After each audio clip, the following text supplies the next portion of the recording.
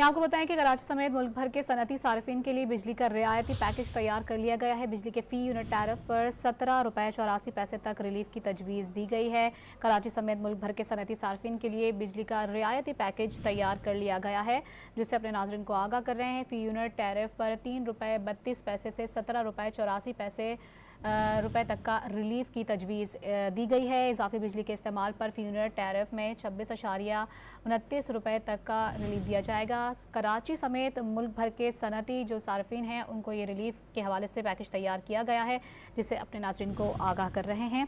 इजाफी बिजली के इस्तेमाल पर फी यूनिट टैरिफ 26.29 रुपये तक लाने की तजवीज़ दी गई है, ज़राए का ये बताना है। साथ ही अपने नाज़रीन को बताएं कि रिलीफ पैकेज मंजूरी के लिए आज तवानाई कंपनी में पेश किया जाएगा और इस हवाले से ये पैकेज तैयार किया गया है। मुजव्वज़ा सनती पैकेज नवंबर 2023 से फरवरी 2024 के लिए होगा, हुकूमती ज़राए का ये बताना है।